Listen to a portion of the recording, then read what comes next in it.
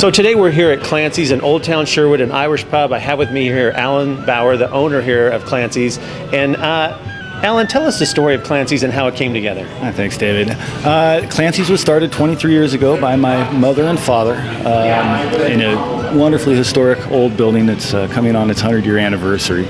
So plenty of character. When they took the place over, there was a lot of improvements. They had to tear up the floors and replace the floor drains and do everything. My mom's family had come from a history of restaurateurs. Her mom originally was chef de partie at the St. Vincent's when it was down in Northwest Portland on 25th still. She met her second husband, and they opened a little fountain diner out in St. Helens. Wow. And so a lot of the traditional family recipes come from my grandma, passed down through my mom to me. My dad and mom been involved with it. Even before I turned 21, my dad started the car show here in Old Town Sherwood, which is probably the single biggest event that we have in Old Town. It's a very family friend event, second Saturday of June every year. I recommend you come. That most people do anyway. I also want to talk about some of the excitement things that are happening here at Clancy's. A new website's being launched. And on this website, there are some things that you're going to see about Clancy's. There's a trivia night. There's a history. And tell us what trivia night is here at Clancy's. Well, trivia we started doing about 15 years ago with a gentleman that my dad met down at the beach. Him and his wife, or girlfriend at the time, traveled around various parts of mostly college towns to Eugene, Corvallis, back in through Sherwood. They used to do it at the Rogue Public House in Newport. And so he had a schedule where he would go to these various places. We used him for years. Now a good friend of ours and a local gentleman, MC Jim, does our trivia shows on Saturday nights.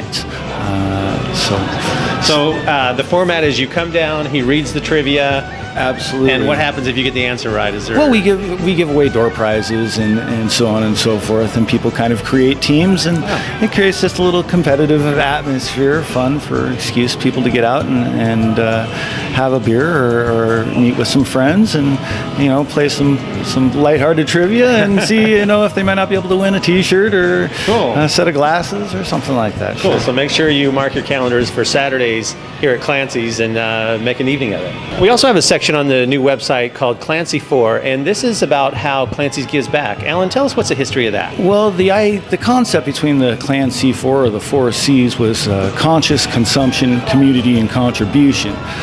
All things I find essential to the success of my business here. Without the community and the conscious consumption that we have here, when you consume, people have a choice to make, and I hope that they choose Clancy's. Gotcha. And so make sure that you come and try Clancy's. The food is amazing. I understand the clam chowder here was voted #2 in the entire state. How did that come together? It might have been a little bit biased. We were at the Newport Seafood and Wine Festival, and I believe Moe's was one of the winner and one of the title sponsors. So I do remember a couple hoots and hollers from the crowd when we were voted second. We did that for years. I actually look forward to being able to do the Seafood and Wine Festival again in the future.